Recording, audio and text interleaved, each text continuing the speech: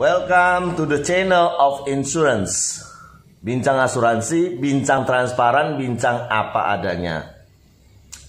Semoga asuransi menjadi jauh lebih baik bagi semua orang, bagi semua yang berkepentingan di sana, dan semoga semua kita menjadi lebih baik. Semoga Anda semuanya sehat selalu, dan semoga Anda semua bisa beraktivitas dengan sangat baik. Ada seorang teman di dalam salah satu lingkar koneksi saya yang tidak terlalu saya kenal, namun mungkin beliau adalah salah satu yang sering mendengar konten saya. Dia berkata kepada saya, "Bro, bikin konten seperti itu kan karena bro juga adalah penjual asuransi kan?" Ya, saya adalah penjual asuransi. Nah, karena saya berada di dalam lingkup aktivitas asuransi, berada di dalam bisnis insurance, ada di dalamnya, menjadi pelaku, sehingga saya bisa mengetahui semua seluk-beluknya. Lalu saya membuat konten ini supaya dia bisa menjadi transparan bagi semua pihak, adil bagi semua pihak. Kalau saya tidak berada di dalam lingkarnya, saya akan kesulitan membongkar semua yang ada demi kebaikan semua orang. Ya jelas, ketika saya menjadi pelaku, ketika saya ada di dalamnya, ketika saya terlibat di dalamnya, saya bisa melihat dari semua sisi. Ya, tidak hanya melihat dari sisi saya sebagai agen asuransi saja. That's empathy. Ya, that's empathy. Ketika kita mau adil, kita harus melihat dari semua sisi. Tidak boleh hanya dari sisi agen asuransi saja. Oke. Ketika saya menonton sebuah film di Netflix, ya, saya tidak mempromosikan, namun saya ingin berbagi maknanya. So, Anda mesti nonton film itu. John Q, ya. Film ini bercerita bagaimana kasih seorang bapak. Ya, saya berkata kepada teman saya, sangat sulit menjelaskan arti kasih ketika kita hanya melihat sebuah kata yang tertulis saja, kasih. Sedikit sekali makna yang ada tertera di dalam huruf atau tulisan kasih tersebut. Tapi begitu kita nonton film John Q, arti kasih itu begitu mendalam dan terasa oleh semua panca indera kita.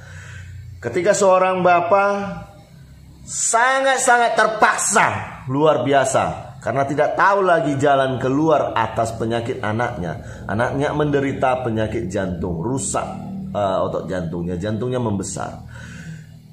Lalu masuk ke rumah sakit dan dia adalah pekerja dan asuransinya tidak bisa mengcover pengobatan anaknya, dan rumah sakit meminta rumah sakit meminta biaya untuk melakukan tindakan tersebut. Pihak rumah sakit berkata kepada ayahnya, rumah sakit hanya akan bisa menjalankan operasi ini kalau Anda sudah memberikan seluruh biaya pengobatan yang dibutuhkan, karena asuransi Anda tidak bisa lagi mengcover perlindungan terhadap anak Anda. Ini hanya cerita di film, ya. Lalu bapaknya kemudian mencoba mencari jalan keluar. Satu masa karena dalam kondisi terpepet, rumah sakit sudah mau memulangkan anaknya. Istrinya telepon kepada suaminya, "Zon, what have you do?" Apa yang telah kamu lakukan? Dia kemudian memaparkan, "Saya sudah ini." Istrinya cuma berkata, "Dari dulu sampai sekarang kamu selalu melakukan, tapi nggak ada yang beres pekerjaanmu." Istrinya berkata begitu karena saking dia sayangnya, emosinya, terpaksa dia berkata seperti itu kepada suaminya karena anaknya sudah harus keluar dari rumah sakit. Apa yang dilakukan bapaknya? Bapaknya kemudian ngambil pistol, datangi rumah sakitnya, menyandera semua pasien, seluruh orang yang ada di ruang IGD rumah sakit tersebut, demi hanya untuk menyelamatkan anaknya. Lalu dia menelepon pihak rumah sakit, bilang kepada pihak rumah sakitnya, "Tolong masukkan anak saya ke dalam daftar penerima donor jantung. Jika tidak, saya akan bunuh satu persatu orang-orang yang ada di sini." Singkat cerita, perjuangan bapaknya berujung di akhir pada anaknya terselamatkan. Dia diadili di ruang pengadilan dengan 3 dakwaan. Terakhir hanya 1 dakwaan saja yang dinyatakan terbukti oleh pengadilan, yaitu bahwa dia menyandera, dan itu tidak diperbolehkan. Keadilan harus ditegakkan, hukum harus ditegakkan.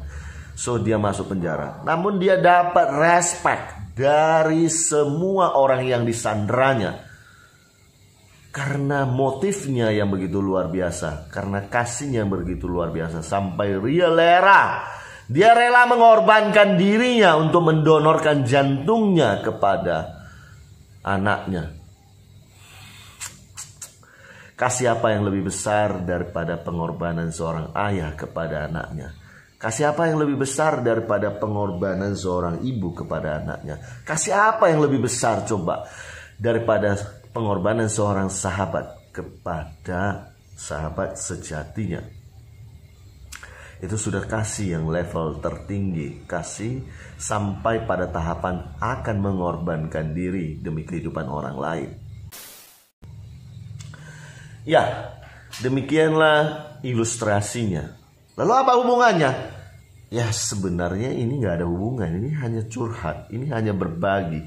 Berbagi apa adanya. Makanya konten YouTube ini adalah konten apa adanya, transparan, telanjang, dibuka apa adanya, tanpa ada motif apapun. Dan ingat selalu demi kebaikan semua orang. Nah, lalu ketika kita membeli asuransi, sudut apa yang mesti kita lihat? Ya tentu ada sudut baik dan ada sudut jahatnya. Ya wajarlah, itu adalah hal yang biasa dalam dunia. Semua perusahaan, semua kegiatan apapun yang ada di dunia ini ada sisi baik, ada sisi jeleknya. Tergantung kita melihatnya dari sisi mana. Agim berkata, di situ ada tumpukan pupuk kandang, ada tumbuh sekuntum mawar yang sudah mekar dan indah. Anda melihat pupuk kandangnya atau Anda melihat mawarnya? Kalau Anda melihat mawarnya, maka rasa indah, rasa kagum akan ciptaan Tuhan, rasa senang akan muncul. Tapi kalau Anda lihat ke bawah, Anda lihat pupuk kandangnya, yang muncul ada rasa jijik. Ya, bagaimana caranya? Bagaimana cara? Pilihan ada di tangan manusia. Pilihan ada di tangan manusia. Jelas, otoritas dan wewenang semua pilihan ada di tangan manusia. Kita mengarahkan mata kita kemana? Melihat bunganya atau melihat pupuk kandangnya? Efek perasaannya menyertai, ya pastilah seperti yang saya bilang tadi. Namun kita sebagai manusia punya otoritas untuk mengarahkan mata kita melihat yang baik atau melihat yang jelek. Nah, semua manusia itu gak ada yang hidup sendiri. Jelas, orang kaya sekalipun yang sudah tidak perlu uang lagi, dia tidak hidup sendiri. Dia perlu berbicara dengan orang lain. Dia perlu berinteraksi dengan orang lain. Karena memang kita diciptakan manusia karena kita diciptakan oleh Tuhan seperti itu. Dari zaman batu sampai zaman sekarang, semua manusia hidup berkelompok. Tidak ada yang hidup sendiri. Dan gak ada memang manusia yang bisa hidup sendiri. Saya butuh ini, saya butuh itu, saya butuh sana, saya butuh sini. Semuanya adalah ciptaan orang lain. Saya dapat ini, saya dapat itu, saya dapat ini, saya dapat itu. Semuanya berasal dari kebutuhan orang lain yang saya penuhi. So, ya wajar lah ya ketika kita berbisnis apapun, orang lain yang membeli barang kita. Wajarlah ketika kita punya kebutuhan, kita juga mencari orang lain. Karena orang lain yang sanggup menciptakan kebutuhan itu dan memenuhi kebutuhan kita. Di dalam asuransi juga begitu. Hanya ada ajas gotong royong yang diterapkan dalam prinsip asuransi. Bahwa ketika jutaan orang bersepakat untuk saling bantu-membantu dan dikelola oleh satu perusahaan asuransi, yang pasti ya, karena gitu ya, karena disertai dengan aturan dan kontrak-kontrak yang pasti, maka disitulah kepastian terjadi. Jutaan orang yang bersepakat ini telah menyerahkan diri, menyerahkan dananya untuk dipotong oleh perusahaan asuransi, dan sebaliknya mereka mendapat sebuah jaminan kasih. Saya ulangi, sebuah jaminan kasih. Kenapa dibilang sebuah jaminan kasih? Karena tidak ada orang yang tidak meninggal. Kemarin di dalam status teman baik saya, beliau adalah seorang dokter. Saya melihat beliau adalah sosok yang sangat luar biasa, ayah yang luar biasa, ayah yang sangat sayang kepada anaknya. So saya bilang kepada beliau, I respect to your authenticity. I put a very high respect to your authenticity. Karena saya tahu persis dari zaman dulu ketika istri saya berkonsultasi dengan Bapak di waktu melahirkan sampai saat ini. Saya melihat keaslian. Saya melihat wajah Bapak yang asli. Saya melihat Bapak tidak pernah pura-pura di dalam hal pertemanan, di dalam hal kasih. So saya sangat respect sekali sama Bapak. Karena dari dulu sampai sekarang Bapak begitulah. Tidak pernah berpura-pura di dalam berteman. Nah, saya tahu Bapak adalah seorang guru kehidupan. Karena saya tahu persis, saya bisa merasakan ketika berinteraksi dengan Bapak. Saya ngomong apa adanya. Beliau berkata, I am very honored to be... saya merasa sangat terhormat dengan kata-kata Bapak. Ya, saya hanya kasih sebuah like saja di dalam statusnya. Saya tidak perlu berkomentar panjang lebar. Karena saya tahu saya bisa merasakan kebaikan dia dan dia bisa juga merasakan ketulusan komentar saya. Nah, sama juga di dalam asuransi. Orang-orang yang saling tulus hati itu saling bersepakat. Saling bersepakat karena tahu bahwa mereka tidak bisa hidup sendiri. Mereka membutuhkan orang lain. Dan di dalam kesepakatan itulah terjadi. Di dalam kesepakatan itulah terjadi hati yang tulus yang ingin saling membantu. So mereka sudah nggak melihat uang lagi. Karena tahu ada di sebalik itu. Sebalik itu apa? Jaminan yang mereka terima. Yang mereka sadar. Sadar sesadar-sadarnya bahwa itu juga bisa terjadi kepada mereka. Apa itu? Resiko kehidupan. Dan ketika resiko kehidupan itu terjadi, ada anaknya, ada istrinya, ada suaminya, ada orang tuanya yang bergantung kepada mereka. Sehingga itulah tanda kasihnya mereka kepada dia. Tanda kasihnya dia berikan dalam bentuk uang. Hanya uang? Iya, hanya uang. Jelas. That's fakta. Itulah fakta. Uang yang bisa dikonversi menjadi pendidikan anaknya. Uang yang bisa dikonversi menjadi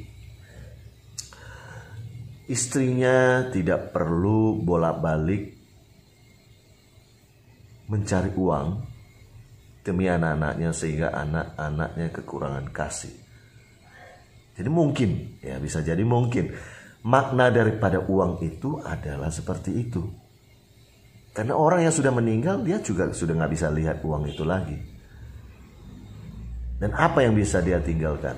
Yang lengket di dalam benak anak istrinya atau suaminya atau orang tuanya.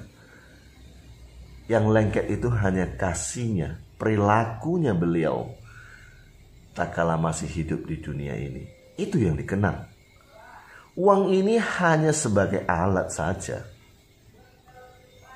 Alat untuk mewujudkan kasihnya supaya bisa berkelanjutan. Itulah yang saya bilang kepada semua teman-teman saya. Bahwa di dunia ini yang menjadi kekuatan itu adalah uang dan ilmu. That's power. Ketika Anda tidak punya uang dan ilmu, kita berada dalam posisi yang lemah. Karena apa? Daya ungkitnya kurang. Mau berbuat sesuatu terkendala uang. Mau berbuat sesuatu terkendala ilmu. Namun ketika Anda memiliki uang dan tenaga, Anda dipermudah. Karena itu menjadi alat untuk mempermudah Anda mencapai tujuan. Dan ketika Anda mempunyai uang dan ilmu yang menjadi power, ingat, Anda bisa memilih untuk menjadi orang jahat dan bisa memilih untuk menjadi orang baik. Ketika rencananya jahat, maka Anda akan menjadi penjahat yang luar biasa powernya. Tapi ketika Anda memilih, seperti kata Agim tadi, saya hanya mengutip ya, memilih untuk melakukan kebaikan karena pada hakikatnya hati nurani Anda adalah baik. Melihat bunganya bukan melihat pupuk kandangnya. Maka Anda menjadi seorang penyalur berkat bagi orang lain, kebaikan yang juga kekuatannya luar biasa. So, pilihan ada di mana? Anda yang memilih. Nah, kalau saya memilih untuk menjadi orang yang baik karena saya tahu persis semua power, semua kekuatan, semua ilmu itu ada pertanggungjawabannya di akhir nanti. Kita semuanya berlari. Kita semuanya berlari kemana? Berlari ke depan menuju ke satu kepastian. Apa itu? Kematian. Semua orang akan mengalami itu. Dan ketika itu terjadi, kita berada di depan pengadilan. Yang mana pengadilannya sudah terbuka. Dan dia tidak perlu bukti-bukti lagi. Karena bukti-buktinya sudah terikot. Bukti-buktinya sudah terikot sepanjang masa hidup kita. Maka tidak ada pura-pura lagi. Maka tidak ada lagi topeng. Tidak ada lagi masker sekalipun. Setipis apapun tidak ada. Disitulah kita telanjang bulat sama seperti konten ini. Telanjang bulat. Iya, telanjang bulat. Dan kita tidak bisa berbohong lagi. Disitulah pertanggungjawabannya.